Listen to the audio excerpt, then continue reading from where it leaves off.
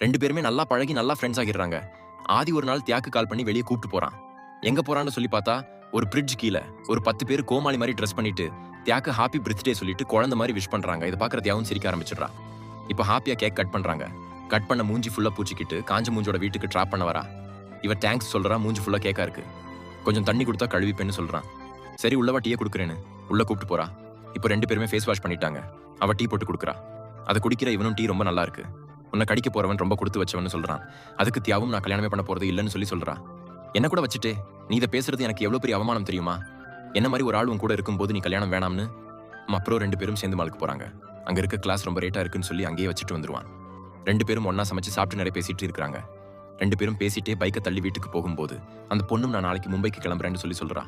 என்ன திடீர்னு இப்ப சொல்றேன்னு கேட்கறான். காலையிலேயே சொன்ன அப்செட் ஆகிருப்ப, அதை இப்ப சொல்றேன்னு சொல்றா. இன்னொரு நாள் நம்ம பழக்க டைம் கிடைச்சா நல்லா இருக்கும்னு சொல்றான். நல்லா தான் இருந்திருக்கும்னு அந்த பொண்ணு சொல்றா. சரி ஓகே, நல்லபடியா போயிட்டு வான்னு வழி அனுப்புறான். மால்ல இவன் பார்த்து வச்ச கிளாஸை வாங்கி வச்சு அதை சர்ப்ரைஸா கொடுக்குறா. இவனுக்கு நைட் ஃபுல்லா தூக்கமே வர மாட்டேங்குது. அதனால அவன் அம்மாக்கு கால் பண்ணி இது மாதிரி மும்பைக்கு கிளம்புறா. இன்னும் ஒரு நாள் அவ கூட இருக்க டைம் கிடைச்சா நல்லா இருக்கும்னு சொல்றான். அவ்வளவுதான 2 பேரும் ஒண்ணா சேர்ந்து ட்ரெயின்ல போக சொல்லி ஐடியா கொடுக்குறாங்க. இப்போ 2 பேருமே பேசிட்டு ட்ரெயின்ல டிராவல் பண்றாங்க.